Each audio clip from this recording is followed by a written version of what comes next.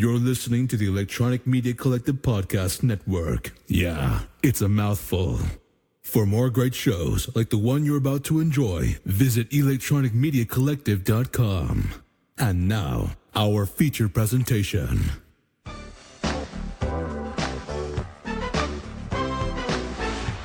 Welcome to the exciting world of the movies. Hello and welcome to this Thanksgiving feast edition of the Movie Graveyard. We're pleased to be back with a film that's so hungry, so thirsty, it's going to be leaving you wanting seconds, thirds, and fourths. That's how good this movie is. But everybody, you know me, obviously, but I want to kick off. We have yet another guest movie gravedigger here. I'm bringing in the heavy guns for the holiday season. No ifs, ands, or buts. I am joined tonight by Zach from Mac and Zach Save the World. Zach, welcome to this show. What's up, baby? Not much. I'm on the fucking graveyard, baby. You finally got on. Hell yeah. It took a while for us to break down the background a little bit. Zach's been just like anybody who knows my podcasting background. He's been bouncing around. He's actually done several different shows over the years. But he finally reached out and said, "Hey, what's up? I heard about the graveyard. I know about it. You know, could I stop by sometime?" And I said, "Of course. I'm always willing to. You know." We had to work our way up, though. I had to get fucking the Vatican had to approve me of the graveyard and shit. Yeah, everything. Like you had to get fully cleared to be able to come in here, grab a shovel, and help dig up these films. And hell yeah. And this one was actually your pick tonight, but as soon as you said it, I was all about it because this is a film I have a long history with. So I guess we'll just jump back into it here, get into the film here, and then you and I will become acquainted more. This is the first time that like anything can happen right now. Like your MP3 player or phone might just blow up because this show is so exciting. Because not only this is the first time Zach and I have podcasted together, this is the first time we actually spoken together. Mm-hmm. Anything could happen. I bet there's some people too. They probably think you could be somebody else working under a code name. Exactly. I stole fucking Corey G's gimmick. Yeah, you stole his voice. So for those old school fans who drop off, when Corey G not just left the show, but when he decided, you know, he was done with the podcasting, I have to admit, Zach, this is the first time I admit it publicly, the ratings for the show dropped in half. So, really? No pressure, but maybe, you know, your Corey G stylings and musings, you know, you're not Corey G. We can never replace the great Corey G, but maybe you can just fill his shoes a little bit. Mm-hmm. Maybe we'll win like 2 or 3 of those listeners back. You never know. But anyway, we're going to get it rolling. As always, we do a sync instruction with the film, The Amazing and Brilliant Critters. We're actually rolling off different versions. I'm rolling off the DVD. Zach is rolling off the Blu-ray. But the one thing you can kind of find in common is if you start playing the movie, and you might have the New Line logo attached to it, but eventually it will play the old one where it's like red and black lines flashing. Mm-hmm. So on the DVD, this is the 22-second mark. We got a pause where it says from New Line Cinema. You can actually read it with a black background. On my Blu-ray, it's a 6-second mark. So as soon as it says from, and it stops flashing, you paused it. So I guess DVD 22-second mark, Blu-ray 6-second mark, because they loaded up this DVD with a bunch of garbage. Why? I have no idea. Mm-hmm. But yeah, so I'm going to say 1, 2, 3, go, and when I say go, we'll hit play on our remotes. Everybody, get ready. Critters, 1, 2, 3, go. Hell yeah, and that's freaking red on black. That's not, you know, colorblind friendly. They don't give a fuck. If you can't see the red, you don't get to go on this journey to Critters with us. Now, I always saw this name, these producers, Smart Egg Pictures, on movies back in the day. I always thought that was like the weird like name for a production company. Yeah, never heard of it. It had to be something that grew out of the Critters thing because, you know, like the double entendre of the egg with the probably critters. Yeah. I gotta say, like, we're just watching this for the first time in many years the other day. Like, I have such a long history. And by the way, I've been enjoying those Ghoulies episodes that you and Mac have been doing on Mac and Zach Save the World. And Mac was actually lucky enough, he got to meet Ghoulie. Very sexy Ghoulie, too. I saw he did a photo in it looked like a bedroom with a sexy Ghoulie with a long evening gown on and long hair. Yeah. Usually Ghoulies don't have sexy long hair like that, but the one that Mac met did. But anyway, I just wanted to bring this up because I know I'm certain that you guys are considerably younger than me, Zach. This is how old I am. I remember seeing not only Ghoulies but Critters in a movie theater. Hell yeah. The same movie theater, in fact. Yeah, so. I'm jealous.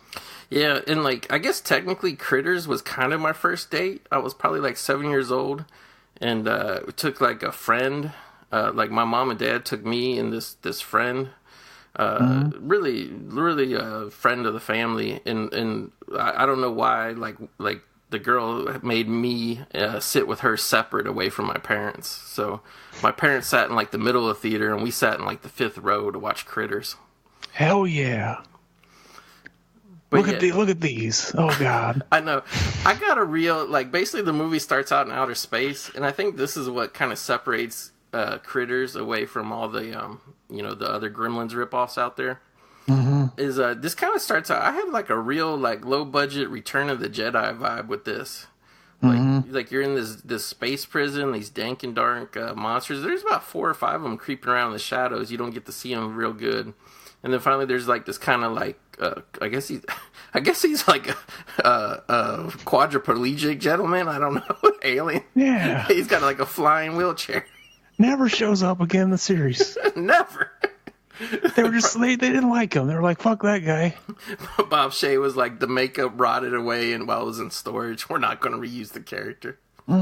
See, as a kid, I always thought these guys had tortillas on their head. It kind of does look like that. But Like they just put a tortilla over their head and just made it look, spray some glow-in-the-dark paint on it or something. yeah, like I think that's a cartoon effect where it makes their faces glow. But the like color and shade that the glowing is, it kind of reminds me of like those glow in the dark stickers you had as a kid. You like put them under light, then you flip the lights off. Yep. But for some reason, this scene they're not glowing. It's like the only scene of the movie their faces aren't glowing. Yeah. When they walk in the shadows, the cartoon glow goes away. But they're like well, I shouldn't say international. They're intergalactic bounty hunters. Like I feel like they were drawing inspiration from like Boba Fett or something. Yeah, we gotta settle the debate once and for all. Who's the better fucking bounty hunter? Charlie bounty hunter or Dog? I'm gonna go with probably Charlie. Oh yeah. Cause Dog can only like pretty much, catch meth heads on the islands of Hawaii. Exactly. Where the Charlie the bounty hunter, he can like go everywhere pretty much. He's a fucking bootleg bounty hunter. He is. Dog. He doesn't hold a candle to Charlie. So I gotta say, like, as far as like, because this movie's very short. This movie is what, 85 minutes long? We're literally not even 5 minutes yet into the runtime. We're like 4.5 minutes in. We know the premise of this movie. Bam. There's no more fucking around with this. Simple. You know who directed this movie, by the way? No, who? Oh man. Now his name is, I'm drawing a blank on his name, but it's the same motherfucker that did one of the greatest movies ever made, Bill and Ted, Excellent Adventure. Oh yeah. I was looking at that Stephen IMDb Herrick. the other day. Yeah. That's my boy. You looking forward to the new Bill and Ted movie? Oh hell yeah! I love Bill and Ted. Again, old enough to see them in a theater. Hell yes. Stephen Bogus Herrick. Journey. Bogus Journey is one of my favorite movies. I love Bogus Journey. I think I probably like the first one better just because it was the original, but Bogus Journey is good. Like, when Bogus Journey came out, it like, I don't know, like, it kind of felt like people didn't like it or something. Really? Yeah. I mean, I don't know, it just had like I don't even know if it was like a weird, like, they let us down as much as like the moment had passed. You know what I mean? Oh yeah. Like 2 years later was too late. Some movies that wait like 12 years to make the sequel, like Avatar, and people are like, "Oh, it's just too late." Bill and Ted's obviously. It seemed like you needed to get that sequel out like in 6 months. The director Stephen Herrick also directed one of my favorite movies, Mr. Holland's Opus. Oh yeah, I never saw that. Yeah, it's actually pretty good. I haven't seen it in 25 years, but it was good when it came out. This guy's name's Billy Greenbush. Why'd they name him that? I don't know why, because he doesn't seem to me at least, he doesn't appear to be a Native American gentleman, which to me that sounds like a native name. Or he just has a green bush. Maybe he's related to the Jolly Green Giant or something. He could. That's what I was thinking. You come along and give like a real thing. I think like a cartoon character. Yeah. Now, I was looking up the sister. I was looking at the IMDb page, and the sister in this movie, she really didn't do much like after this, but she's actually not bad actress. Yeah, I forgot her name. Nadine something. Yeah. And obviously, too, we can't go without mentioning that, Dee Wallace Stone played the mom, which I thought was... Yeah. Gilf now, but... Hell yeah. But it was funny, though, is obviously she was the mom in E.T. Everybody knows Hell that. Yeah. But what people don't know is E.T. was originally slated before Spielberg rewrote it. It was originally supposed to be like a horror movie. Like the aliens were supposed to be, malicious. Which is kind of funny because this kind of is like the malicious version of E.T. if you think about it. I guess this script was written before E.T. was finished, too. Yeah, it's kind of funny because...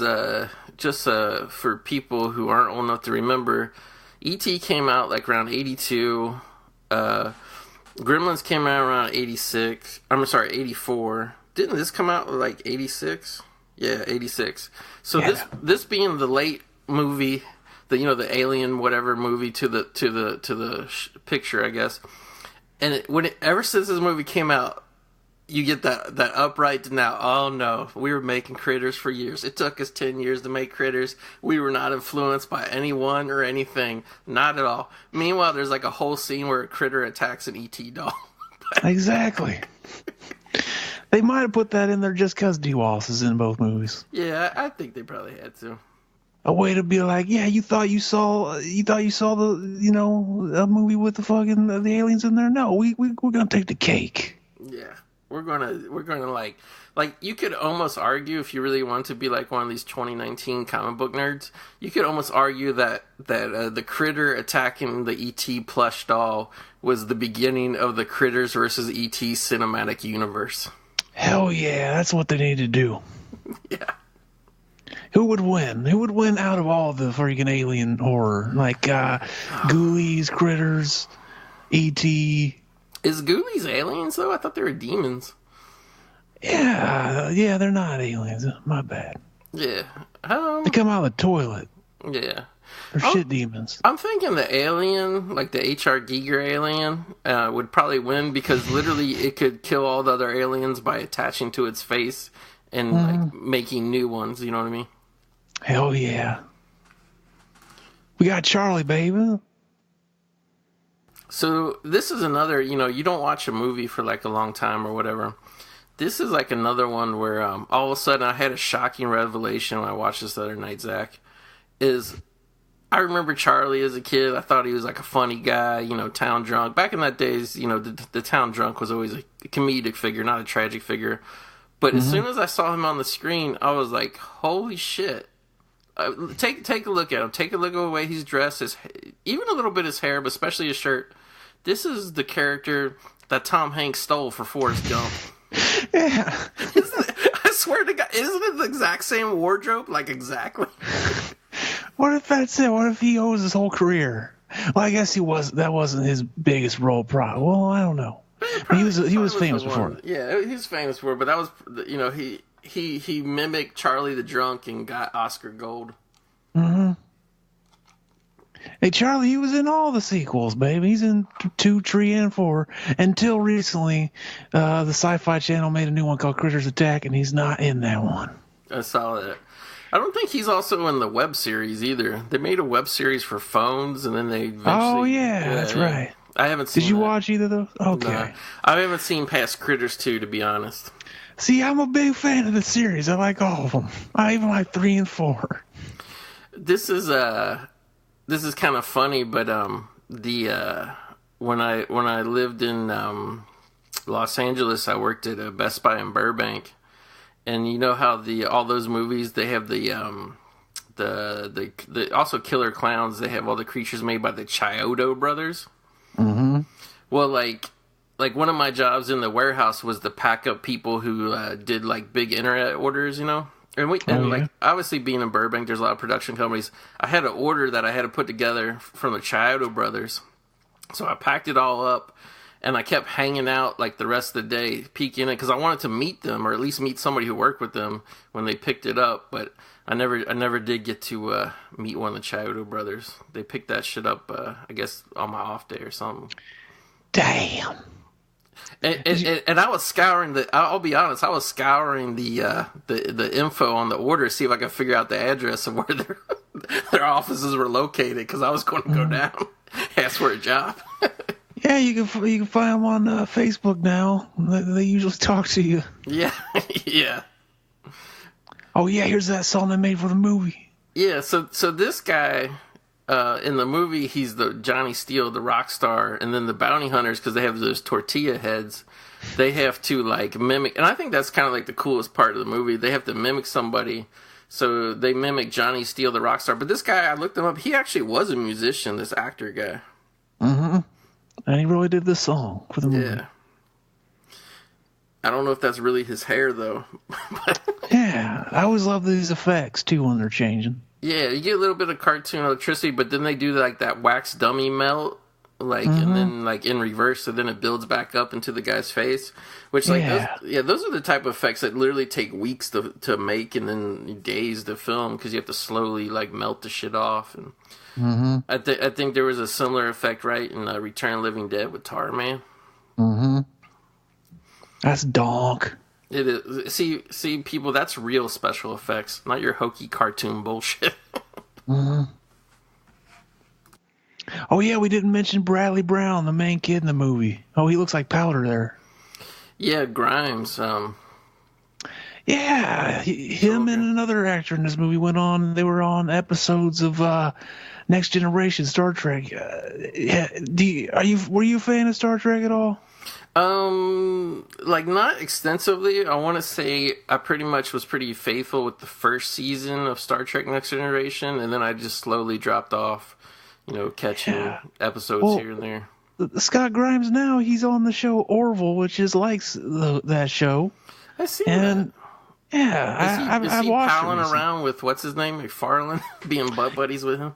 I think they are, yeah. He's in like all of his stuff. See, for a while I always thought like, oh man, I can't get on board with McFarlane's comedy. I don't get it. And like, I saw the Orville and I really like it. Yeah, I have to say, like, I've seen more of his movies that he's been in, and like they were fine or whatever. I think the last one I saw was The Old Day to whatever it is, whatever, A Million Ways to Die in the West, and it was okay. Oh yeah. Here, the kid blew up a perfectly good Star Wars toy, but in order to like evade the copyright claim from George Lucas, did you notice they spray painted it all silver so you wouldn't know that it was a Y-wing bomber? I didn't notice. Yeah, you're not fooling me, critters. I know them Star Wars toys. Exactly. See, I always thought Charlie was cool, man. I always wanted a fucking grown-up that I could pal around with as a kid. And yeah, you don't know as a kid, but that guy might fucking rape you. So you can't do that. Yeah, I think it would be likely. I mean, not Charlie, the character in the movie, but if the real-life equivalent, that's pretty much how it usually goes down. Exactly. And see, his dad don't care. He's like, yeah, you can hang out with Charlie. He's harmless. Yeah, like, you really don't see it anymore. But there was always, like, in old movies, whether they be like old period movies or just movies like modern day movies like this that took place in old towns or whatever, there was always like a lovable drunk, but in real life, like the town drunk is never lovable. Yeah, and there's usually like way more than just one town drunk in every town. Oh, we got the Billy Zane. I know, Billy Zane pulling up with hair. With hair. But I don't know if Billy Zane's hair did him a favor or not by falling out, to be honest with you, because he had some, like, it kind of looks good in this, but any other movie you see Billy Zane in, his hair is like a rat's nest. Oh yeah, this is probably the only movie I've seen him with hair in. Yeah, I know there was Dead Calm, but it was pretty It was pretty nasty, even in Dead Calm. And like also too, like here he has I think it's a 1983 Porsche 944. You ever notice like back then you could also like build a whole character in a movie based around what car they drove.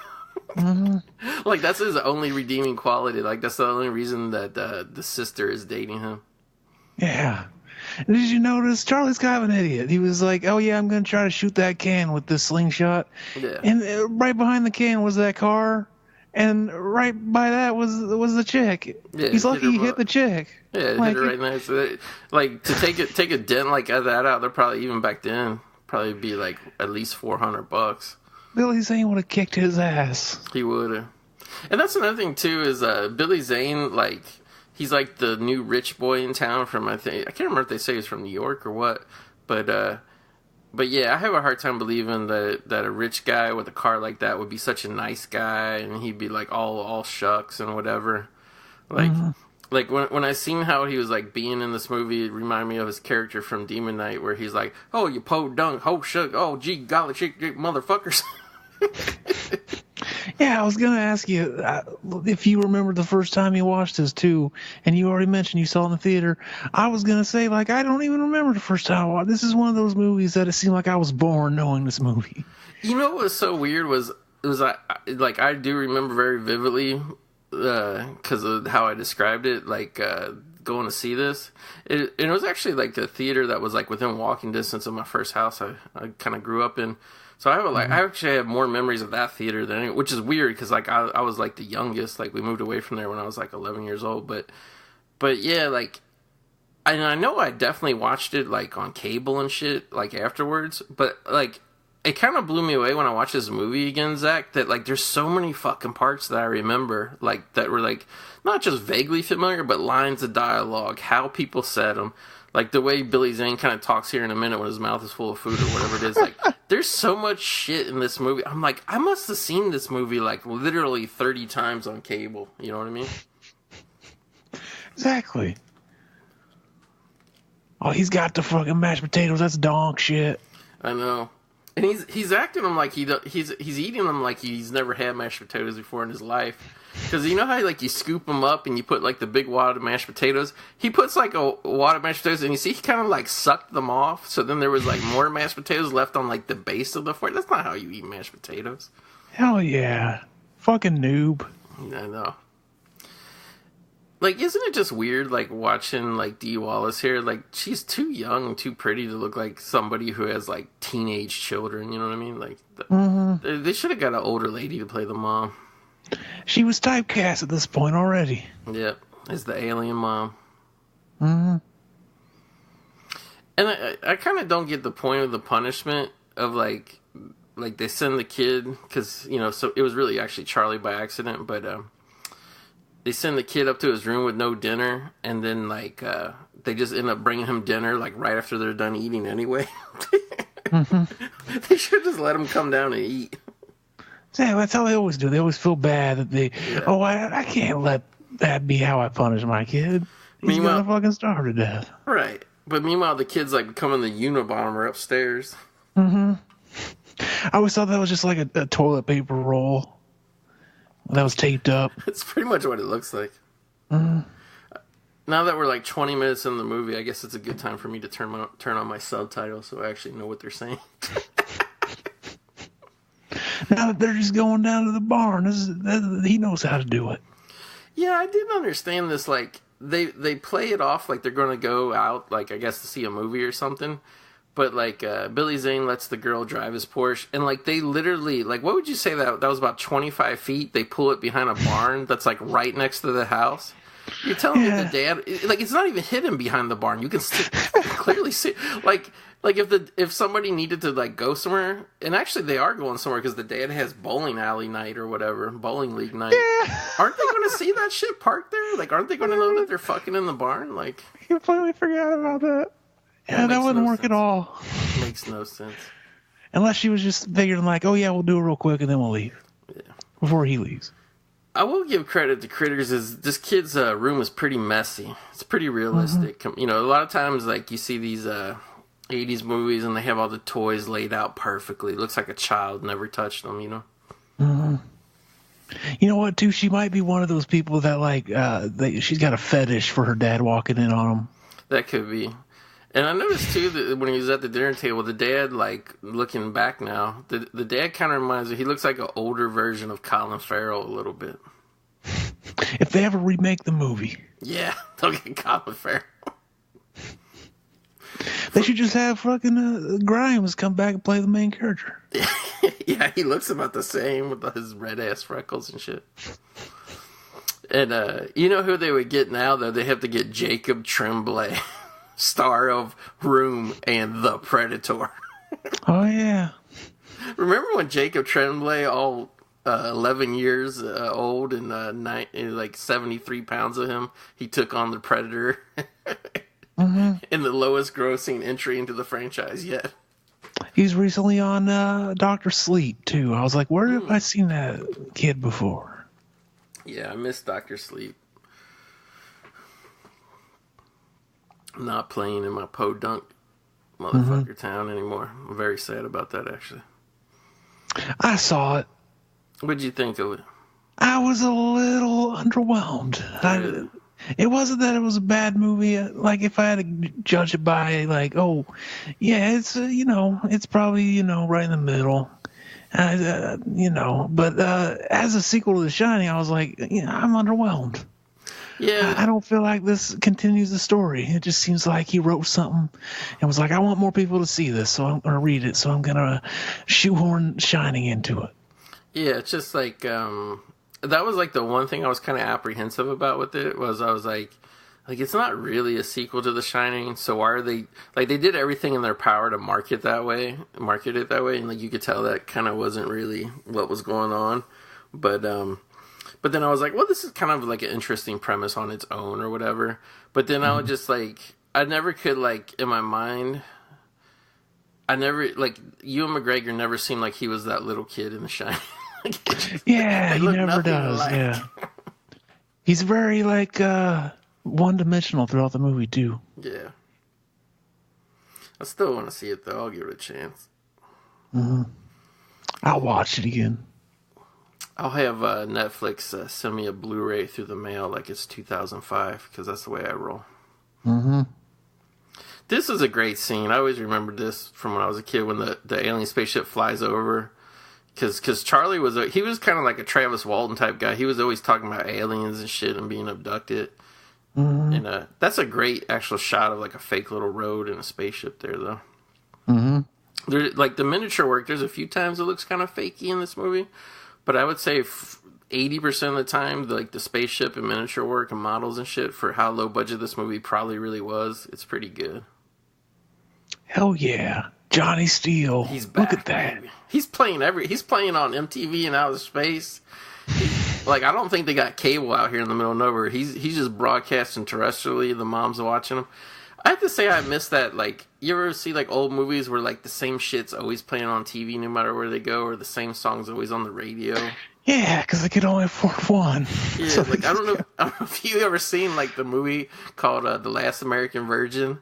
But Devo's it plays in like every pizza parlor that they go into in that whole movie. They just keep hearing the same. Like it kind of like it's catchy in a way, it gets it stuck in your head. And that's got the chick that from Bill and Ted, one of the babes. Full circle. Yeah, everything. But she was replaced in the second movie, Bogus Journey, for some reason. And did you see that? All of them are replaced yet again in the third one. Like, yeah, they got women that were like way younger than what they should be. Oh, I didn't see that. Yeah, I saw who's good. They, I don't know if they showed who's playing the babes, but they showed who's playing Bill and Ted's daughters. That might be what you're thinking of. No, I'm pretty sure that I looked it up on the cast list because I'm like, well, who are these girls? Because they weren't the original and they weren't the replacements. Okay. And I looked up their ages, and I want to say, like Keanu and what's his name, Alex Winter, are in their mid-50s. I think these girls are like in their late 30s. Okay. Because, that's how Hollywood rolls. We can't have a woman with wrinkles and stuff. Exactly. Fucking the Reeves, though. We'll bring back the Reeves. Yeah. Because he's the Reeves. Yeah, he never ages. When I look at Keanu Reeves, I said, this man, he stopped aging at age 43. I kind of like the formatting of this movie in terms of like the guy who technically is really the first victim of the critters is actually the dad. Oh yeah. Is he or is it the boyfriend first? I'm trying to think. Maybe it is the boyfriend because it happens back to back. I think you're right. I think it is the boyfriend. But as far as the main characters, because I don't even think the one cop has died yet that we totally didn't even talk about because literally he just shows up to die. Yeah. Like, I remember the guy who plays the cop and he dies right away. I remember that guy, it seemed like he was like on a lot of sitcoms and commercials in the 80s. I think he was the other guy that was in Star Trek with, along with Bradley Brown. Oh, I think you're right. Was he the guy who wore all the makeup or was he the bartender guy? I can't remember. I don't remember either. I just saw that in the trivia while I was getting ready. Oh, this sets them apart from other aliens. They talk. Yeah, they do. I actually liked it that they talk too. Obviously, it's all within subtitles because they're not speaking English, but... I guess it's like a mixture of French and something else. Yeah. Yeah, I was jumping ahead. It's not the part where the dad gets attacked. This is just the part where they go and they find this... Well, actually, they don't find the spaceship. Somehow they walk right past it and miss this glowing spaceship. But they find the one cow out in the pasture that's been eaten to death. Yeah, this is something they never did in any of the sequels either. No. They eat the cows. Obviously just like, trying to explain that phenomenon that happens in whatever. I'll be honest, I kind of don't, other than maybe it was too hard for him to try and redo, but I'm kind of surprised this is one of the movies old Michael Bay didn't get his hands on in the mid-2000s, because this would have been super cheap to remake. I was hearing you guys, but I get mixed up. I guess it was you and Aaron. I listened to you guys talk about the Nightmare on Elm Street remake. And I agree 1,000% with you on all those Michael Bay remakes. Gray cinematography, no story, slow pacing, no special effects payoffs ever, just trash. Oh yeah. See, I'm surprised he didn't do this now that you mention it. Yeah, I know. It just looked greener. Yeah, just green. And it'd probably be all CG. It'd be looking like the Langoliers and shit. Well, the thing too is like when you turn shit all green or all gray, like you can really use like any footage you want. He probably could have recycled half the movie of the original movie, just turned it gray or green, and then we would have never noticed. Yeah, here's where the cop dies. Yeah, he sees a tumbleweed roll across the road, but it's really a critter. Like it's see, if I was him, I'd just keep going. Oh yeah, like he's like worried about hitting like this bush that it doesn't even look like a dog or a cat, but he rams his car into the gutter there for no reason. But I kind of like these like old movies, like these small town movies where they always attach so much significance to like the sign on the outskirts of town. You ever notice that? They're always either driving past it or they got to stop there and have a scene. Like Back to the Future, he always parks the car behind like the thing and all that. I kind of like that because it's obviously so phony. Because what are the chances that like in real life anything would happen next to a like "Welcome to Grover's Bend" sign? You know what I mean? I guess it's called Grover's Bend as a nod to the War of the Worlds thing. Yeah, I did. That was on the news, and people thought it was real. So people were like shooting up outside their houses. See, if there really is aliens, that's why the government hides it. It's because those guys. Because everybody would just be running around like in the streets. See, I like to think if there is aliens, they look like the critters because they're cool. Yeah, I would think. I would think aliens would probably be really small too. Because I mean, like, what is it? You're going through space. Like, unless you build some, like, giant Star Destroyer thing, like, their ships are small. They're going to be small themselves. Hell yeah. See, I always remember this scene from being a kid. Yep. I think this scene is, like, pretty much in the trailer too, from what I remember. Mm-hmm. Like a lot of the shots of this.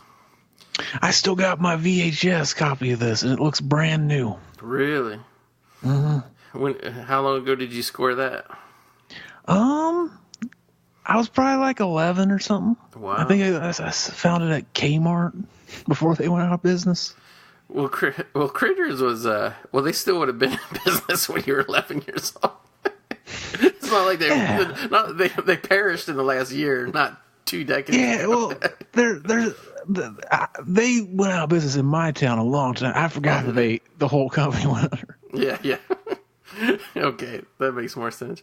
Now, I remember when Kmart was kind of dope, because I remember, I can't even, the years blend together, but whenever Dawn of the Dead came out on DVD, I remember my friend picking up Dawn of the Dead at Kmart. Mm-hmm. I remember around the time my small town got a Walmart. That's around the time the people stopped going to Kmart, and it shut down recently, pretty quick after that. But like right before they shut down, I remember going in there one time and it's like, whoa, they got like uncensored music now, because for a long time they always didn't have they censored the music, and Walmart still does that. So around the time I find out, they don't do that anymore, they go out of business. Exactly. That's really weird to think about, like that Walmart still censors music. You can't get it uncensored. That's really weird. Yeah, I remember that. Like, I want to say like when White Zombie was out, I remember reading an article, because like we had Walmarts, but not like extremely close. So like I just usually, and plus we still had records and tape stores where I grew up. So like that's where we generally bought our music. Mm-hmm. And I remember like reading that shit, and I was like, oh yeah, like never buy music from there ever. Mm-hmm. And like I remember like when like PS2 came out, I was like in my early 20s, and I went and it just was the closest thing to like where I was driving by. I knew there was a Walmart up ahead, so I got off the expressway. It was like right on the expressway. So I got off there, and I wanted to buy Twisted, I think it was called Twisted Metal Black for PS2. That was a dank game. Yeah, and I went into Walmart, and the lady carded me so I could buy Twisted Metal. And I was like, this is hokey. Like, it's a fucking card game. Like, I mean, I guess it was rated mature or something, but still, I was like, oh my God. And I was so obviously like not a kid, you know what I mean? Mm-hmm. These are great too, because, in the age of CGI, every creature now is 10 foot tall, CGI, whatever. But back in the day, when they had to make all them, like little handheld puppets, you got to have all those great point of view shots of them running along the ground and everything. Mm-hmm. I miss that. It was a good way to hide the identity of the killer. It was. But then it's funny because, like, after that, like, once we see Jason, we don't need any point of view shots anymore. No. So it loses something that those early movies had. Exactly. Or in the later ones, every time they do the point of view and then it turns out it's not Jason. Yeah. I hate that shit. Yeah, later on they try to do that, but if you're seeing a point of view, it's not Jason. Exactly. So it's like they're trying to fake you out, but it's so obviously like, Okay, here's where the dad gets it. So we had the cop get it, Billy Zane get it. I don't even know if did Billy Zane get it yet? Not yet. Yeah. So the dad's going to get it second. He don't die, of course, but yeah, this movie only has a body count of 2. I know. I was reading that, and like it's pretty like nonstop action once it gets going, so it's surprising. But I guess it is PG-13. Oh yeah. I always forget that. See, you said you haven't seen 3 and 4. I grew up with this whole series, and I always really liked it. You know what's funny is like every video store I went to never had part 4, so I never knew it existed. Wow. Because like you couldn't get on the internet back then. So like I always thought like part 3 it ends with a to be continued ending. So they set it up for another one and never got to make it. They left and you then hanging. Yeah, I remember I was getting I was at a friend's house at some point, and he had part 4 like recorded from like HBO or something. I was like, I didn't even know this existed. And that's the one where they're in space the whole time. Yeah, I wonder if... I can't remember. I was looking up trivia the other day, but I can't remember. Was that like a deal where they shot 3 and 4 back-to-back or something? It was. Yeah, I never knew that. Yeah, because it's funny. It's funny because it did kind of end up like working out like that, because in Part 4, they set it up for an obvious Part 5 that never happened. Right. Yeah, I'd tell you, but it's a spoiler. Oh, okay. I'll wait till I get the Blu-ray box set. Black Friday is right around the corner. Hopefully it will go on sale for me. Hell yeah. And that reminds me too, remember that I sent you a picture of that guy who has that replica of the critter? Oh, yeah. I was like, I gotta get one. Where the hell did you get that? And I find out it's actually one of a kind, and it was made from an original mold from the Chiodo brothers from Part 2.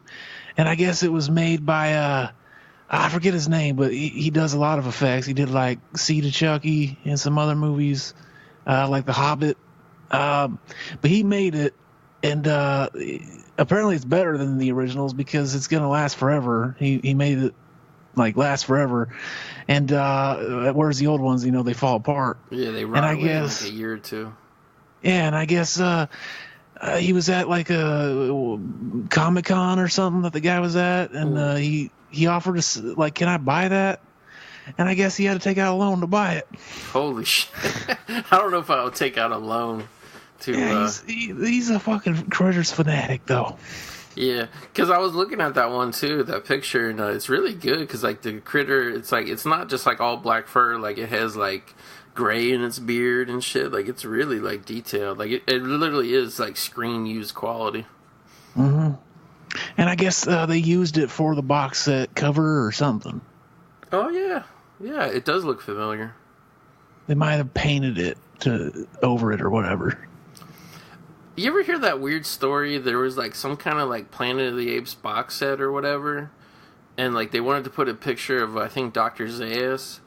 And, they couldn't find one, or there's some licensing thing, they couldn't use one, or they didn't have one that, like, fit the image they wanted. So they ended up, they were like, we'll make up a new, like, we'll just get an actor and put Dr. Zaius makeup on it. And they ended up getting the horror movie director, Adam Green. So there's, like, some weird Planet of the Apes box set. If you see, like, a weird kind of off Dr. Zaius, it's Adam Green under the makeup. I never knew that. Yeah, because, like, you see these, like, these DVD covers or whatever, and you just assume that it's just an old photo, like a stock photo from a movie or something, but... Yeah. Is it like overseas or something?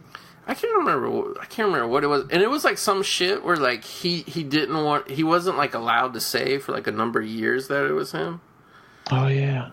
But yeah, finally, because I used to listen to his podcast for a little bit before I got tired of it. And, yeah. It just ran its course kind of, but eventually you just don't want to hear a guy talk about his divorce anymore. Oh yeah. Yeah. But there's if you look up on his Area Scope thing, he did a blog entry at June 18th, 2008 from it. Mm-hmm. Yeah. I remember like, I think I might even had one of the box sets, but it was a DVD one, and I know they put out more than one, but I don't think it was the one I had. Yeah, I have the first Planet of the Apes on Blu-ray, and then, like, I never actually opened it, but, like, when it got real cheap, I bought, like, the DVD box set that came with that monkey head. You ever see that one? Mm-hmm. Yeah, that's the one I had. Yeah, it's like the Roddy McDowall one. But, yeah, like, it's not for that cover, so, without reading the whole blog post. But I thought that was interesting. That's such trickery. Oh, Billy Zane was reaching for the boombox, and the critter bit his, I guess 2 of his fingers off. Hell yeah. And then bit him right in the stomach. That's going to mess up his spank ability. Oh, yeah. But I think you can't even wrap your whole hand around it anymore. It's not going to feel the same. But he might still have enough fingers, technically, though, for 2 in the pink, 1 in the stink. Hell yeah. Yeah. Here the sister, I think her name is April in the movie, she stabs the critter, or tries to stab the critter with the pitchfork, but it just like bites the pitchfork in half. Mm-hmm. And finally her screaming is what makes the kid go running. And yeah, see, you're doing it the right way. You're letting people know that aren't watching it with us where we are in the movie. That's what we got to do. Yeah. So we never do that. Well, it's a funny line, too, because, like, usually when I listen back to these things just to make sure the audio is okay before I upload them, it's like, it's a fine line to walk. Either you never talk about the movie, or you talk about the movie too much to where it's like a boring play-by-play. But sometimes you kind of have to just to discuss, like, where you're at in the film, you know? Hell yeah. See, I'd love to have a fucking replica of this guy. Yeah, it's pretty. Like, you know what's funny, too? Because there's, like, different size critters in the movies. I actually prefer the kind of smaller ones like this one. Yeah, they're kind of cute. They are. You know what's funny is this is the only one in the series, again, where they change sizes. Yeah, no. There's a big one in this one.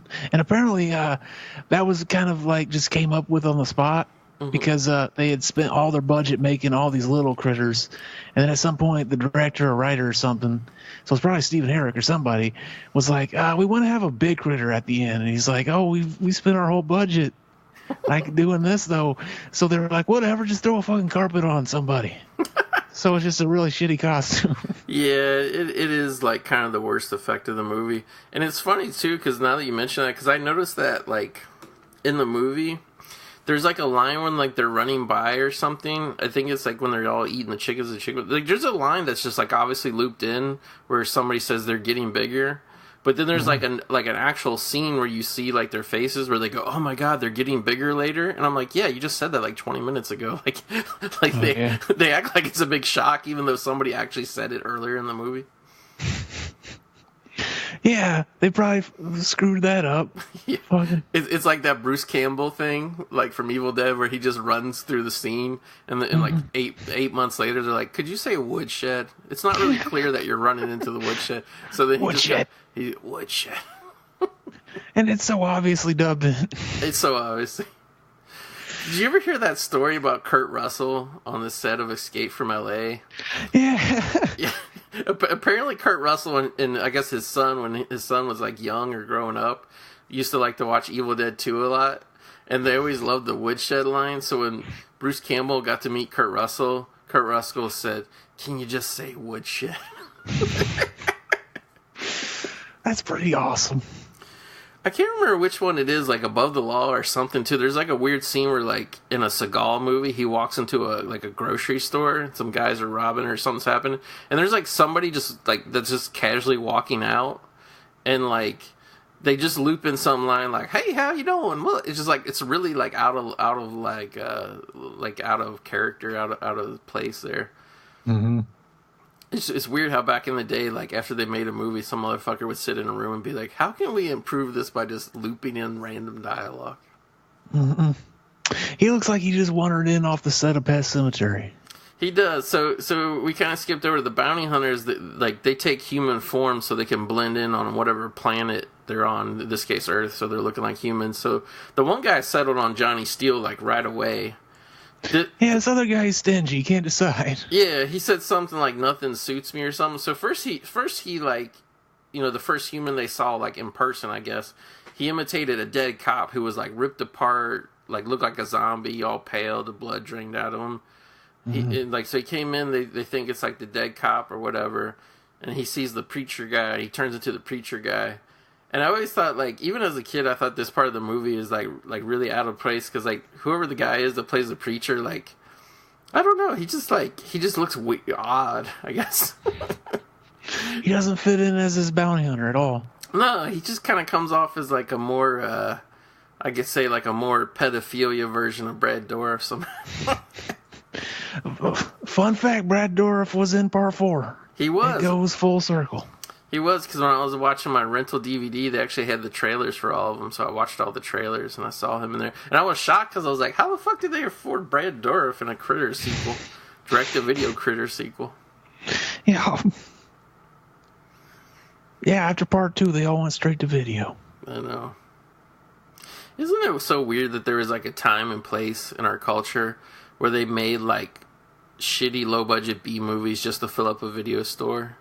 Like people were like, I'd much rather watch, like, Critters 4 than go back and watch, like, Patton starring George C. Scott. You know what I mean? Like there was no, like, whatever, you know, I guess desire to watch classic films back then. It was just like, The 90s was the heyday of straight-to-video horror, too. Mm-hmm. Some of it was actually not that bad compared to some of the shit that comes out now, to be honest with you. Mm-hmm. Like Critters 3 and 4? Exactly. See, yeah, everybody hates Critters 3, and I assume they probably hate 4 too. But that for some reason, as a kid, I always really liked the third one, and that's got what's his name in there? Leonardo DiCaprio. Yeah. See, he peaked with the Critters 3.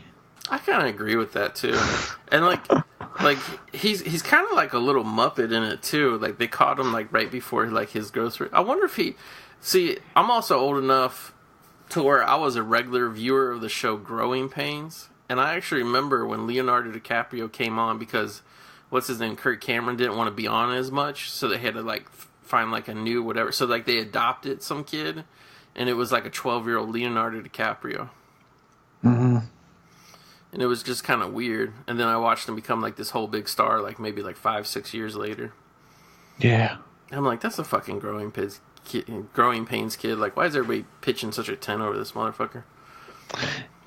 How long do you think it'll be before he acknowledges his first movie was Critters 3, though? I don't They always know. go through a time when they refuse to acknowledge it.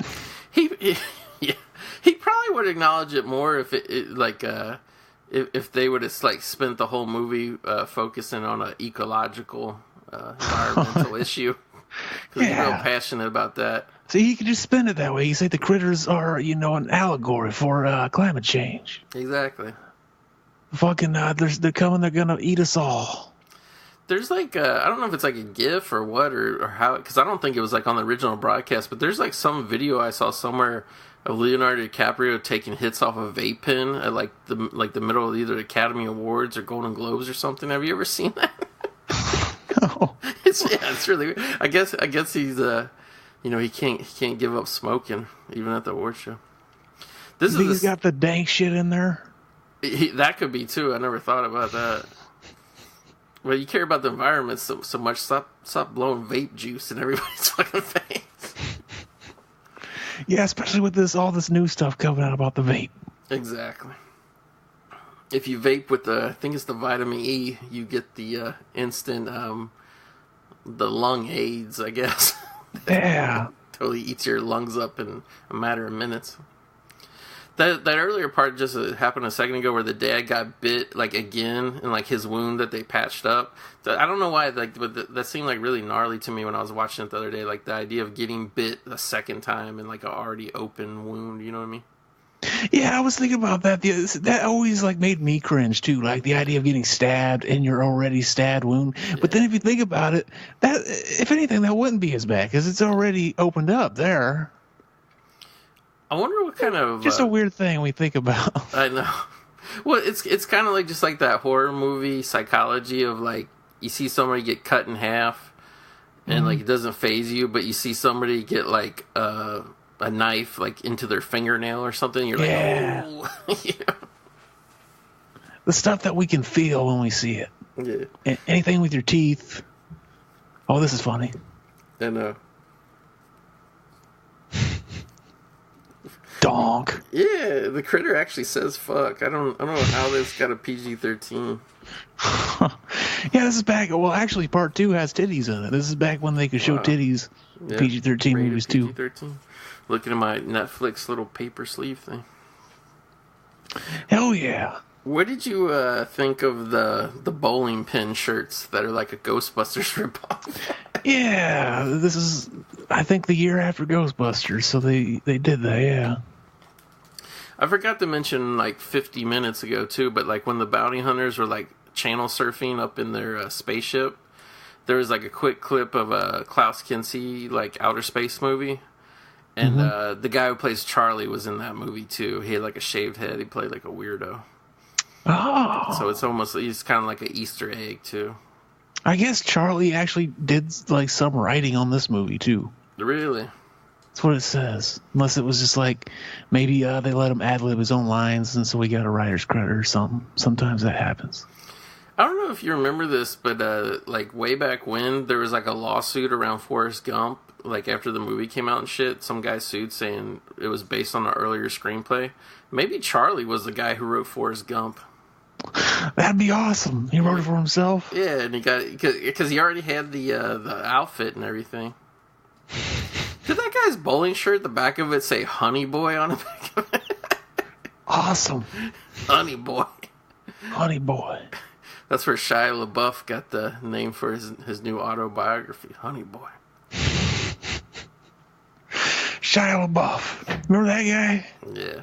Even Stevens. I took a lot of heat because for years I insisted on calling him Shia LaBeouf, and there was a lot of defenders of great cinema that came after me that said, you say his name with respect, you say it the right name. He is LaBeouf. I'm like, then why the fuck did he spell it the way he spelled it? I've heard it pronounced both ways, yeah. And I, if it was me, I'd rather be LaBeouf. LaBeouf. Yeah. I'm so tough and LaBeouf. Like Exactly. fucking, like Shia LaBeouf Bagwell over here. You gotta tell everybody how buff you are, you're not that buff. Exactly. I like scenes like this too when like there's like out of place alien guys or whatever, like the bounty hunters here, and like they just come into like there's usually like this is a bowling alley with a bar, but usually it's like a bar scene. They walk in and like the record scratches and everybody turns around. Mm-hmm. I always thought the Johnny Steele guy that they casted him because he was like he really seems as like a cross between Tim Curry and Mick Jagger. I thought He does. He looks like he just he had to have been like Tim Curry's stunt double in one of his movies. Yeah. You know what's funny too is he's in all the sequels also. Him and Charlie are the only two that ever came back, and nobody ever recognizes as Peter Steele in any of the sequels. Yeah, it's weird. Like his his record career went to shit once the word got out. Maybe he went to jail, like because he was running around shooting up this town. They got mistaken identity. Exactly. And the guys who are like the local like toughs in this bowling alley bar that want to fight them for like looking so flamboyant or whatever the case is, like these guys are like not tough looking at all either. Exactly.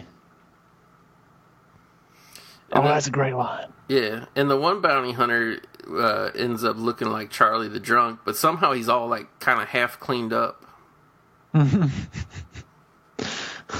They brought him in that day to shoot this scene, and he forgot, like, oh, yeah, you know, he just thought he was playing a different character. He forgot he also had to look like his other character. Because, I mean, like, when he imitated the dead cop, I mean, it was, like, down to the sliver of, like, you know, blood and cuts and stuff. Why wouldn't he look all messy like the real drunk Charlie? Exactly. They fucked up. I know. And here, the real Charlie comes out and he goes, "You want me there to go do that?" Mm-hmm. I always love that about the ending too. Is he chases them off like, "Oh, can you give me one of those things you just gave Bradley there?" I know. And they just let him go back to space with them. I know. Because he's just there in part 2. Like, I mean, I don't know how like hugely successful this movie was or wasn't, but like I almost think they could, if they really wanted to, they could have done a spin-off movie with the bounty hunters. Yeah. Have them go after some different type of aliens or whatever.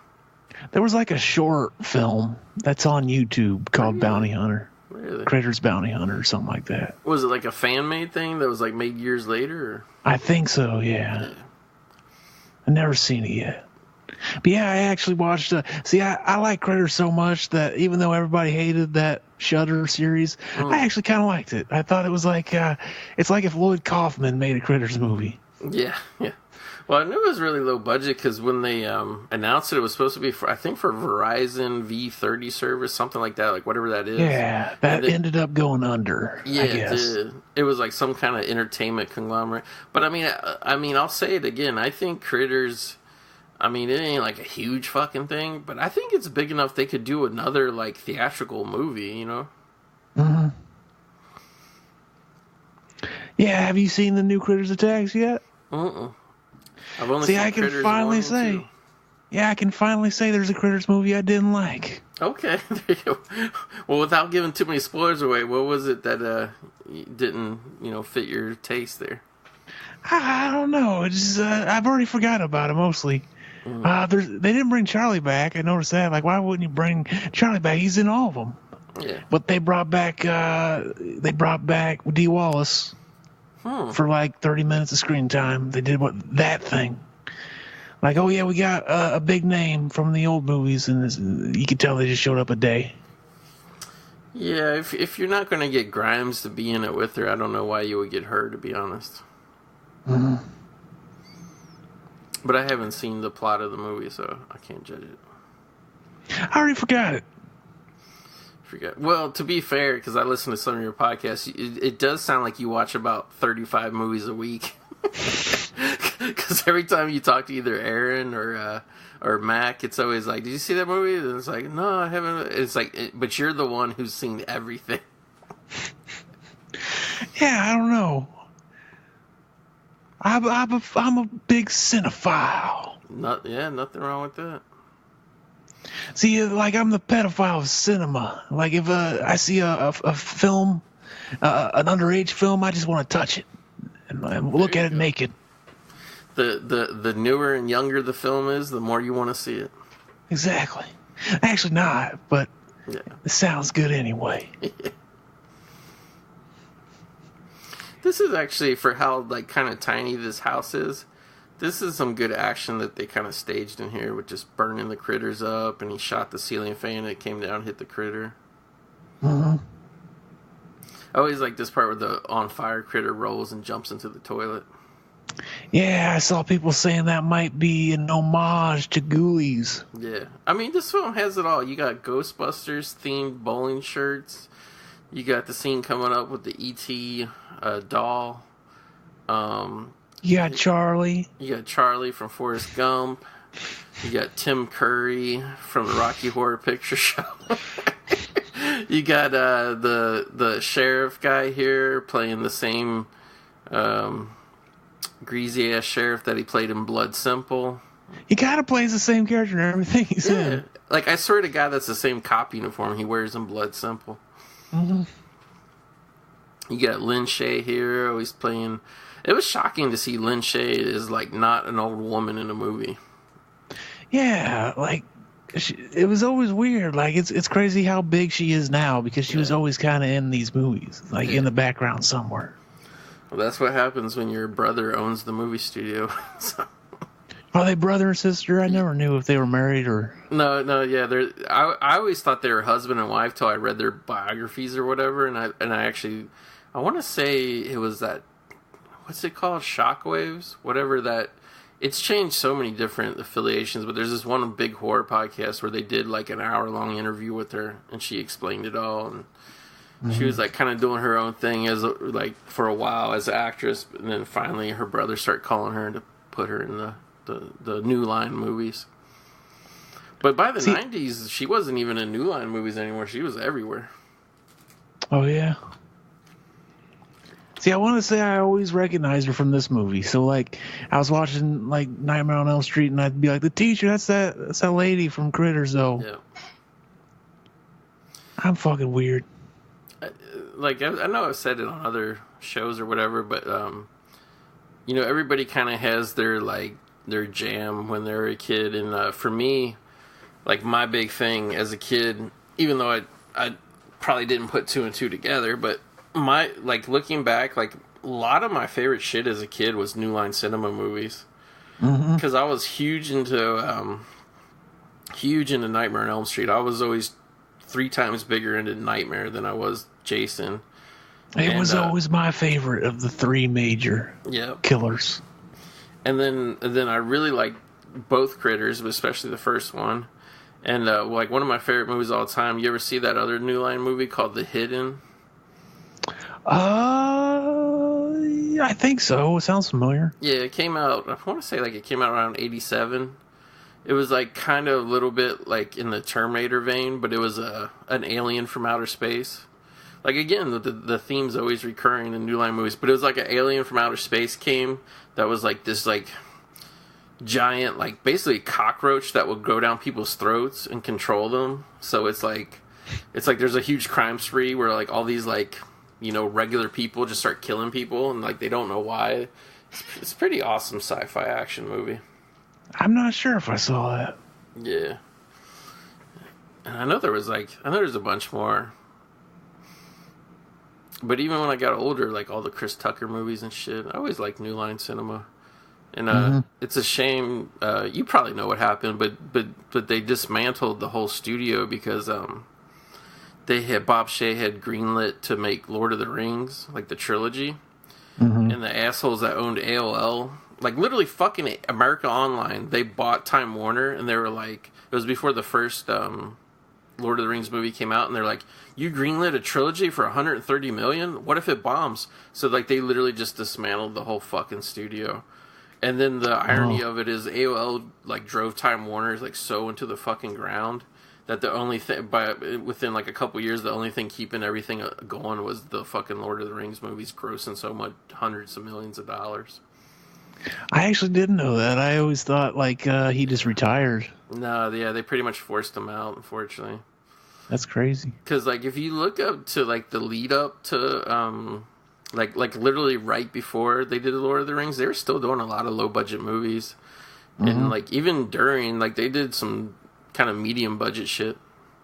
Yeah, here's the part where he sees the shadow growing. He's like, oh, they're growing, but yeah, and I don't even like get who the fuck New Line Cinema is now, because like they kicked everybody out.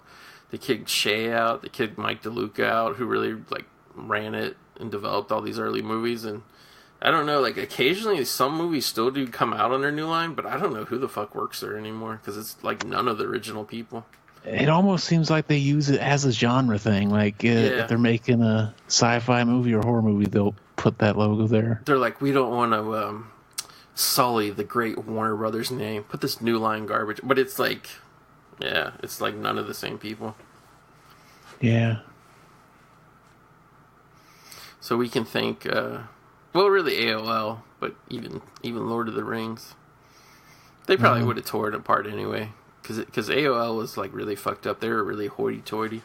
Whatever asshole. Yeah, they were responsible for all those stupid ass discs you'd get in the mail and throw away.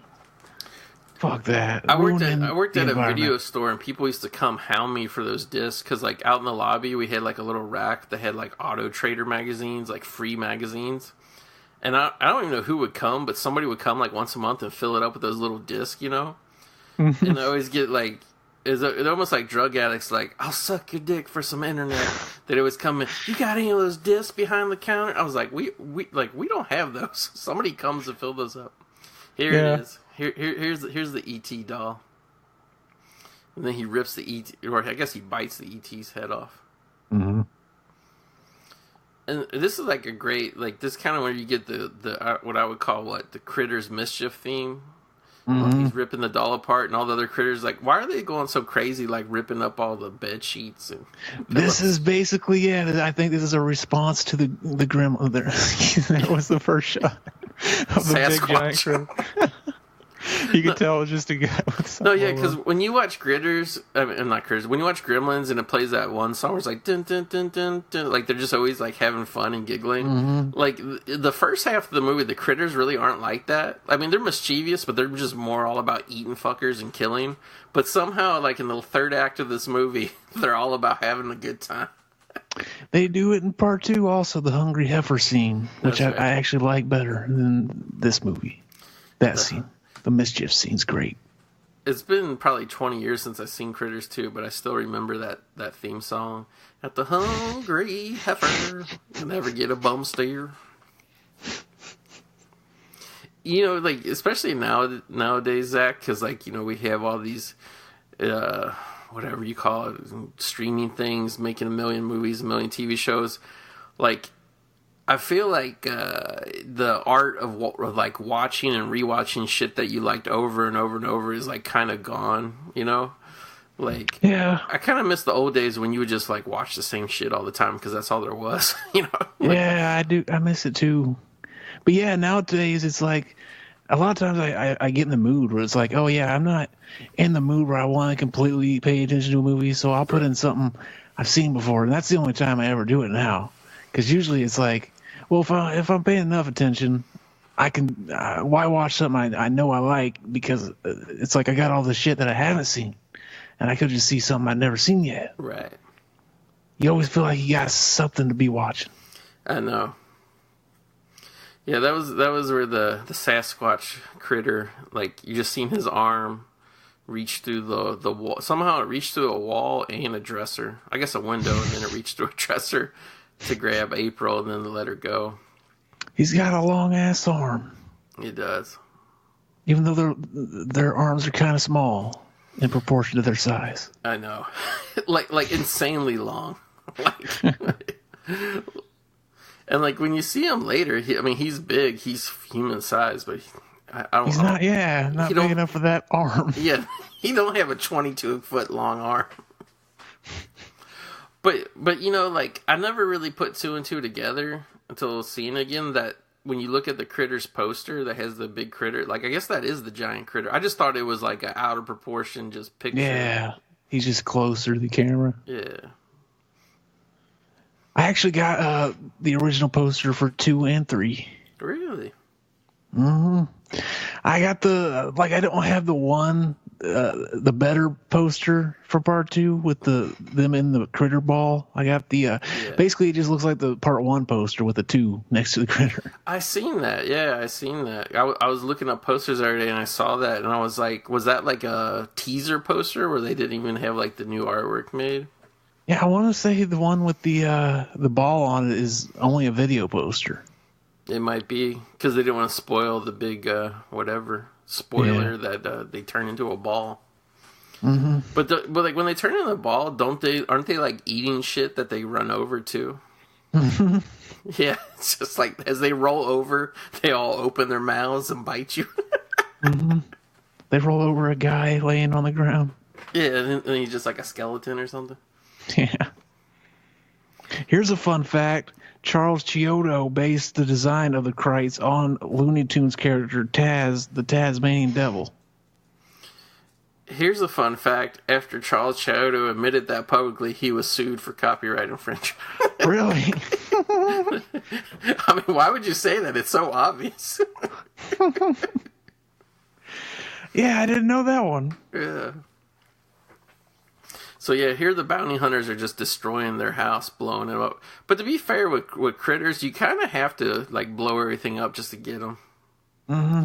Because we never talked about the bounty hunters. Their guns, they're basically like these like telescoping, rotating like cannon things that like blow everything up with explosives. Mm-hmm. Looks like a boner. Yeah, and then they always show it, with the sound effect like that they're all like sucking in and expanding. Mm-hmm. It's kind of funny that the old cop. I always fucking blank on this guy. Is this guy's name M. Emmett Walsh? Is that the guy's name? Mm-hmm. Yeah. Yeah, M. Emmett Walsh. He shows up like he's really going to kick some ass with these critters, and he just basically gets out of the way of the bounty hunters. Mm-hmm. I would too. Oh yeah. I kind of actually. No, I was just going to say, I kind of like how the bounty hunters aren't really even good in this movie. Yeah, they kind of fuck up a lot. But yeah, they actually replaced him in the sequel, Critters 2. Like that scene I remember so much too when the dad runs up and he throws that like whatever it was pole from the closet, and the sound it makes, the little fake sound of like the chunk, whatever. Like I remember that like so well. It was so bizarre seeing it the other night. But why would he throw his pole down when he was clinging to that weapon the whole time to try to defend himself? Like, isn't he afraid some critters are going to roll out? Yeah. Also, too, we never mentioned that the cat, which the little boy's trying to go through the house to go find now, this cat's been jumping around and screaming the whole movie. He ended up eating the kid's supper before. But the cat's name is Chewy. And we all know since Critters came out 86, but it took a full 10 years. It went into production 1976.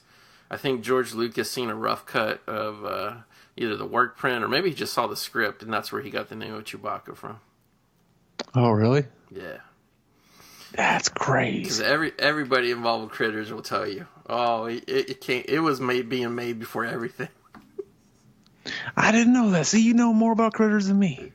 I just remember them saying that like over and over. That was a good reaction. Like that cat was freaking out in that kid's hands, scratching shit out of him. But there it is. Sasquatch. I wonder who has that costume. The Goodwill.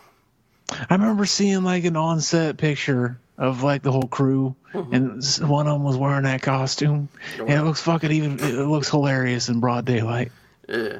And you know what the thing that's kind of like weird about it? Like I guess they thought, oh, you know, we need a big one to be more menacing, or like it's really not any more scarier than the small ones.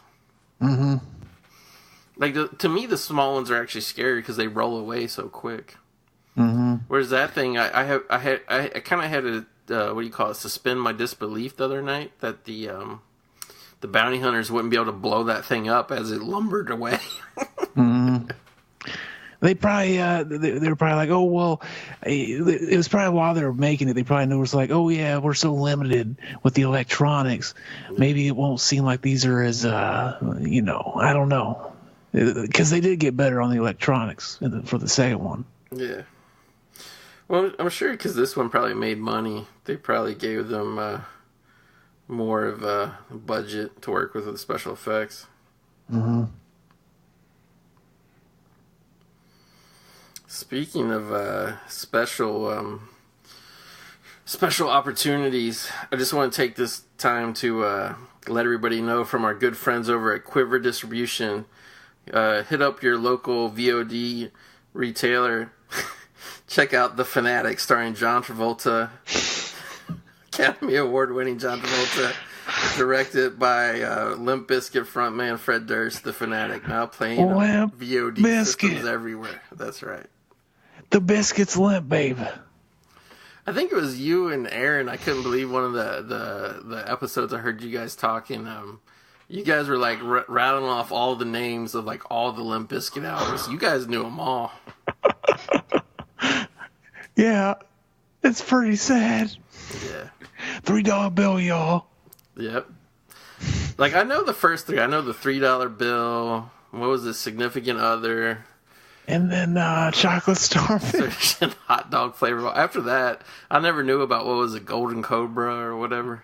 Results may vary. Okay, yeah. Results The Unquestionable Truth. Yeah. And then Gold Cobra. Gold Cobra, yeah. And then the newest one, the Stampede of the Disco Elephants, that's been rumored to come out for like 8 years now. Yeah, I read that. I actually went and like started reading their Wikipedia after hearing you guys talking that episode. Did we make them sound interesting? You kind of did, but then when I got the facts, oh, here's the full-size critter pulling his sister April into the spaceship, which I didn't understand. Why were they taking her as just like a snack for like when they flew away or something? Yeah, they're like, it's like whenever you go to a restaurant, you get the to-go. Yeah. You got to take something home. Yeah, she's like the dessert or whatever that they're going to take. Mm-hmm. So basically the critters just landed on Earth, like not to take over or breed or anything. They basically just stopped to get something to eat before they flew away. Like that's pretty much the plot of the movie, right? Yeah, and if you notice, every time they tried to eat somebody, they got fucking foiled. So they had to they couldn't eat the whole body. So they're like, we're going to take this with us. Yeah. Couldn't finish the cow. I guess they couldn't finish the cop. Yeah. The boyfriend, the Billy Zane. Yeah, they couldn't finish him. Because then Bradley came in and threw the firecracker, and the critter ate it. See, that's all he wanted was they're just hungry. Yeah. They're just misunderstood. I will say, even as a kid, it kind of grossed me out that that little appliance effect of when the critter shoots you with this porcupine quill thing. You kind of get like this nasty like space herpy on your skin where it hits you. Yeah, seeing it in Blu-ray, it looks like a big walled up, like a chewed up piece of gum they just stuck on her. Does it? Yeah.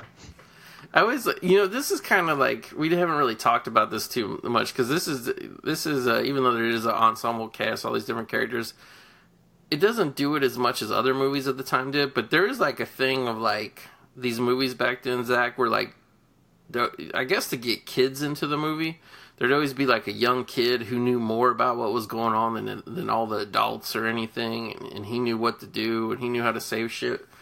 And that's basically how this ends too. Is the little boy here? He's going to end up throwing his giant homemade M80 firecracker into the critter ship, which.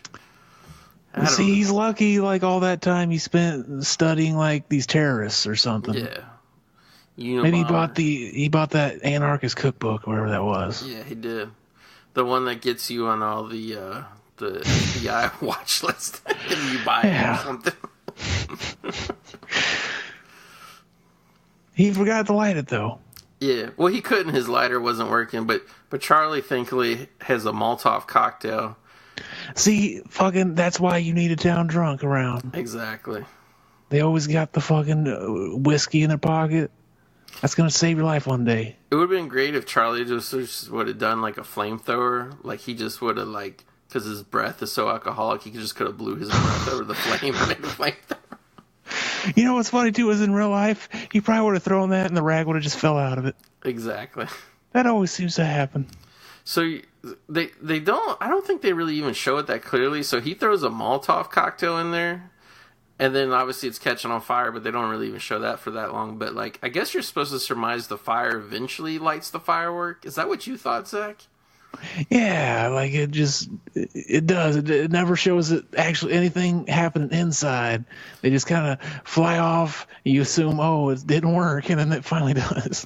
Yeah, the critters actually, as they're flying off, they stop to shoot the family's house and blow it up. As one last fuck you. Yeah. As you would, and then they laugh. And then they laugh. Okay, it does. Okay, yeah, they do show the firework lighting up. There's no fire around it, but I guess we're just supposed to. Yeah, they couldn't afford it in their budget.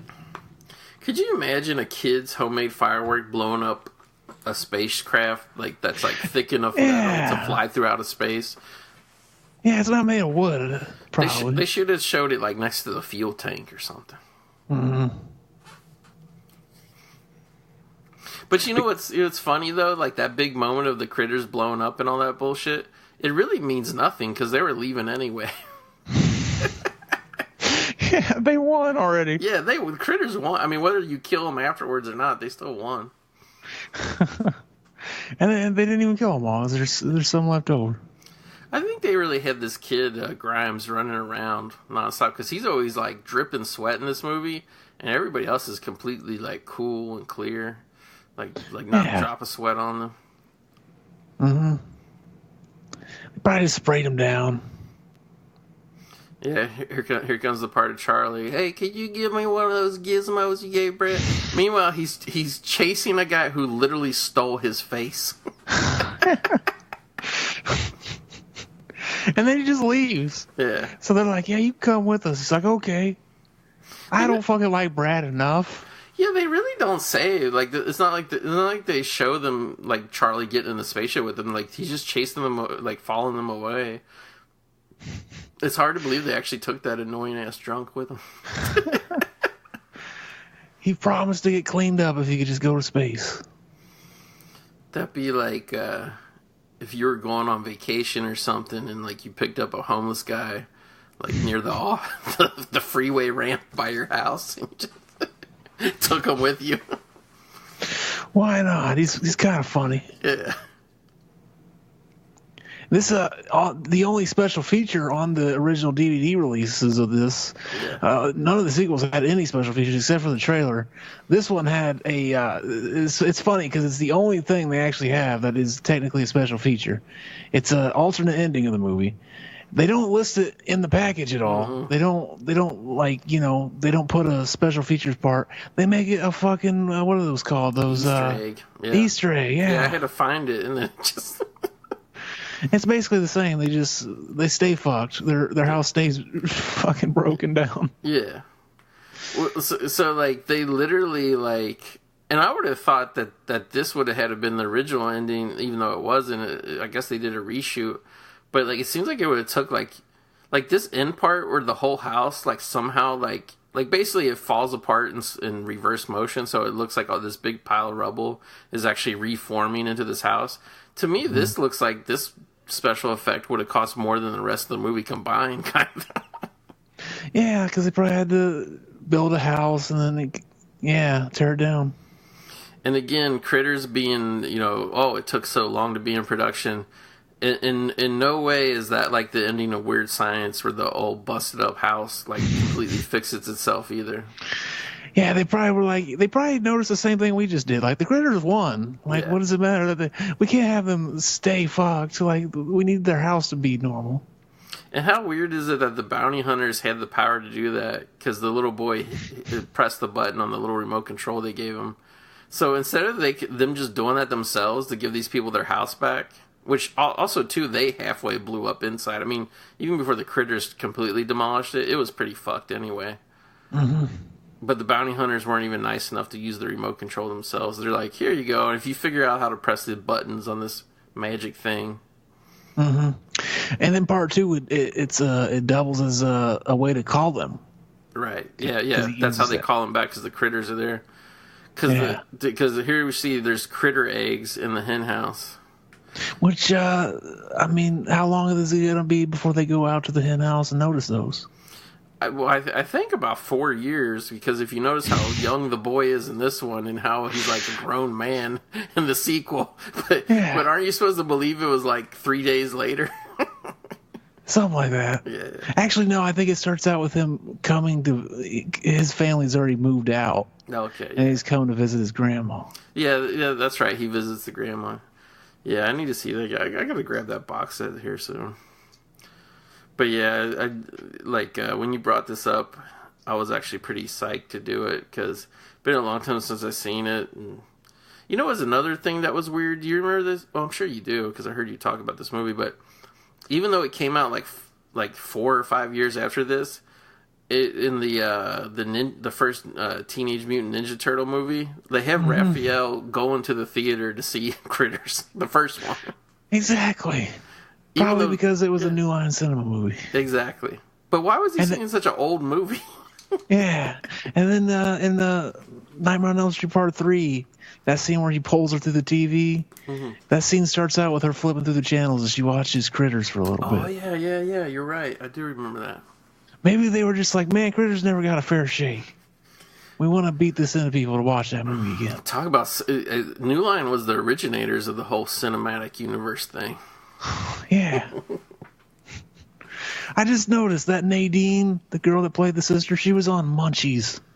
Oh, yeah. I remember seeing that on IMDb, and I was like, what are the chances that somebody's going to be in this and Munchies? Did you ever see any of the sequels to Munchies? No. Isn't part 2, like, shitty? Like, it's just called Munchie, and it's just one of them? Yeah. Voiced by Dom DeLuise. Oh. It's so fucking ridiculous. For some reason, me and Mac talk about that movie all the time. We did commentaries for him. Yeah. Yeah, I only seen the first one, and I remember it was like after the heyday of Critters and Gremlins, and one of my friends, this little girl that lived down the street, she was all like, I can't remember what it was on. It was like on cable or something. I remember going over it, like all she talked about it was it, and like we ended up watching it on TV. And like, I mean, don't get me wrong, like I liked it, but I mean, and I think I saw it a couple times afterwards on like just over the air TV, like Sunday afternoons. They used to always play like shitty B movies. And when I grew up in Cincinnati, there was 2 channels. One was Channel 19, and then they were both independent stations for a long time. And the other one was, I think, Star 64.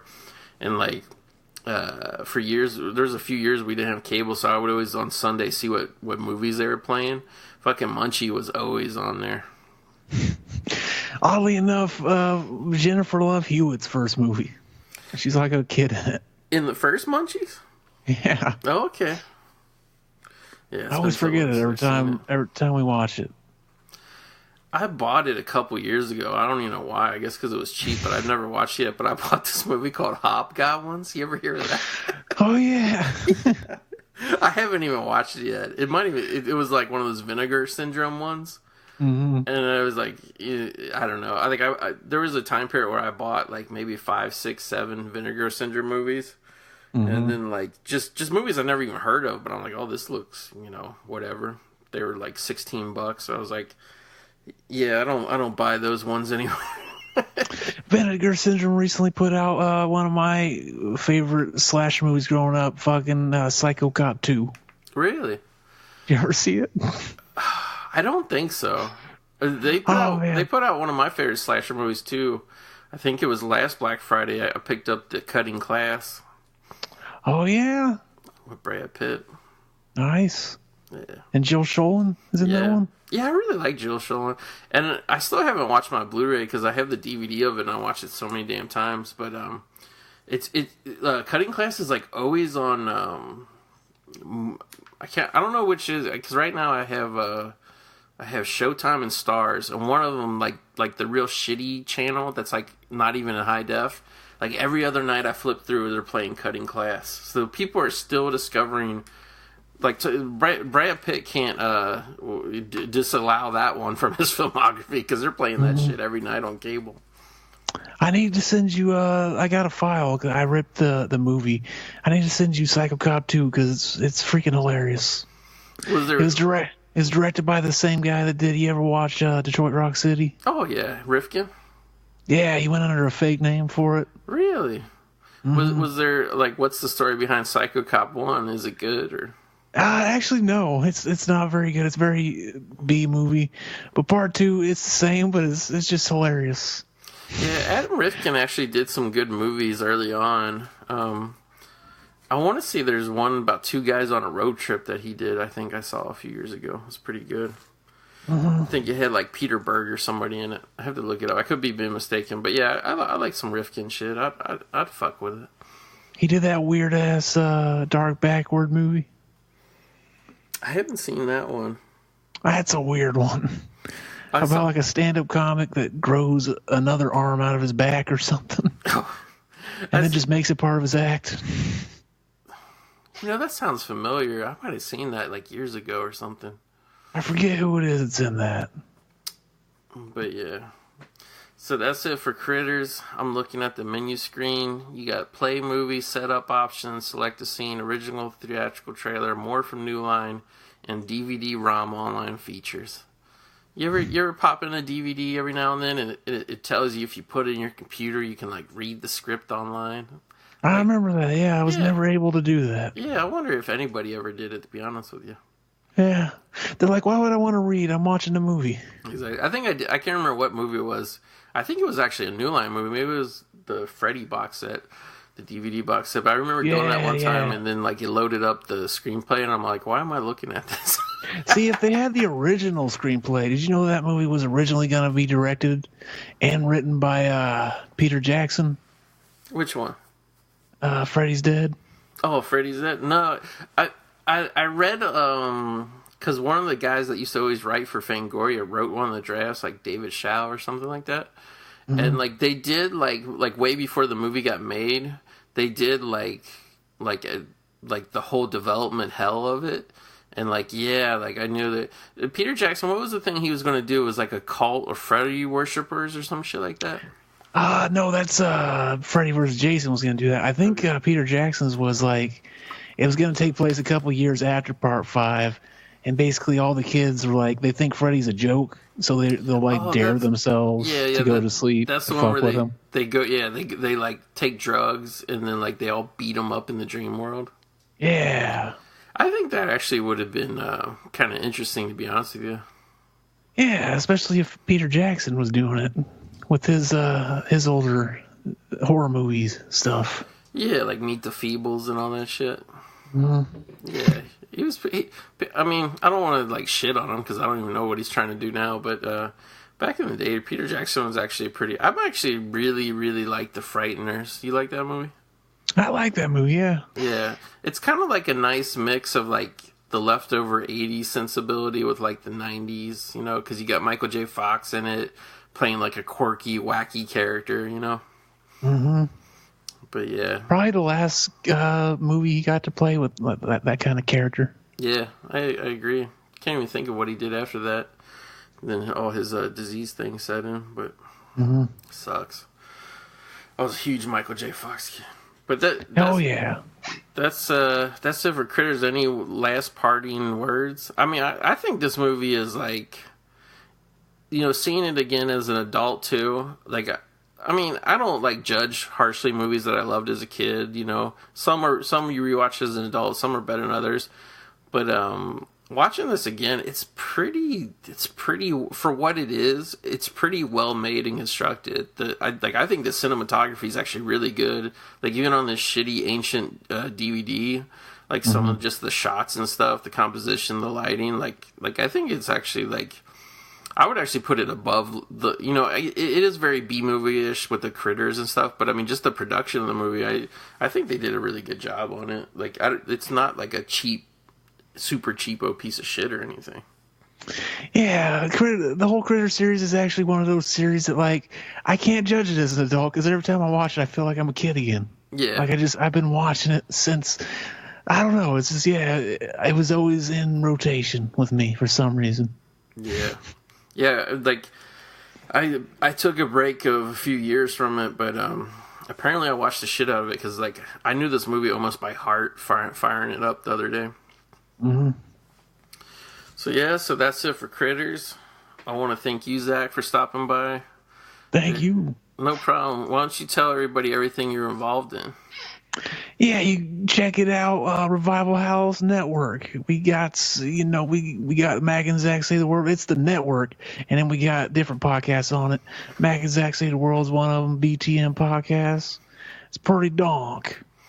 Yeah, I want to throw a shout. I know I kept mentioning them, but I want to throw a shout out to Aaron from Revival House Network. I was looking at your guys' YouTube page, and when the movie Joker came out. Did you see this? He did a video where he put himself in full clown makeup. Yeah, he had like full juggalo. Yeah, he had like clown I mean, it's not just like he was just fucking around and slapped on. Like, it was pretty good makeup.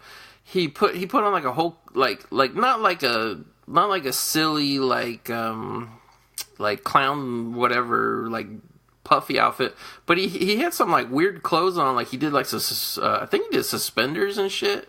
Like, it was actually, like, really good. And, like, I was sitting there thinking, because, I actually started out on YouTube even before I did podcasting. And it's like, you sit here and make these videos. And even if you're just sitting there, like, talking and then you're editing it later, it takes hours to upload these things. And then, like, let's be honest, nobody watches this shit. Nobody appreciates for what. The fact that he sat there and put that fucking makeup on, it probably took him 3 hours from start to beginning to make that video. And I want to say, like, I was impressed by that. So good job, Aaron. I like to think he didn't even buy those suspenders. He wears that shit. He's a Poindexter. Yeah, it kind of tripped me out because with the suspenders, you know what it reminded me of? It was kind of like those Mork and Mindy suspenders. You remember those? Like Robin Williams wore Mork and Mindy. Yeah. So check everything out, and also on like Zach was saying, Revival House Network. They got like it's really cool because it all kind of grew out from the original Behind the Mask podcast. So like they just have a great archive of they're always uploading older shows along with brand new, like newly recorded shows. And you guys recently added Exploited Cinema, which I was like a part-time host of towards the end. So yeah, you were on there. I wasn't. So eventually, my old episodes. I've been going back re-listening to starting from the beginning of Bat 32 and J-Dog, listening to that journey. So yeah, I catch the Revival House network on Spotify, but I'm sure you can catch it just about anywhere out there, really, if you want to. And it's just a great feed to keep an eye on. And even if you don't download all of them, you can just kind of scroll through and see what they got going on. And like every week I listen to something new that you guys recorded. Sometimes I listen to something you guys recorded like 5 years ago. It's really cool. Yep, you can also like the Revival House Network feed has all the stuff, but you could also like if you just like Exploited Cinema and you just want those, you could go to the special one. It's just that, and you just get that stuff, baby. Yeah, because by the way, Exploited Cinema, as far as I know, it hasn't even been available for like 4 or 5 years. So the archive, yeah. There was a weird like server mess up at the host website because we had to deal with that too. So everything that was lost was. I lost my original podcast with that shit too. I still have all the files or whatever, but yeah, it's not available anymore. So. So I want to thank you, Zach. I hope you had a good time. You picked a really awesome movie. Probably would have been fun to talk about any movie, really, but it was extra fun that we got to sit down and talk about Critters tonight. With this show in particular, like we kind of do like the slow build. I think we have our core little group of listeners, but every time we do a classic movie, just over literally over years, the show just keeps getting downloaded and downloaded and downloaded. And I really think Critters probably holds a soft spot in a lot of people's hearts, the way it does, you and I. So I think people will be hearing us on this episode for years to come. So obviously you're invited back anytime you'd like to be, like to swing on by. So same to you, babe. Thank you. So we'll keep the shovels, digging up these classics, and everybody in the spirit of the Critters gorging themselves on all the inhabitants of Grover's Bend, stuff yourself with turkey and mashed potatoes and shit. So everybody have a good Thanksgiving. Hell yeah.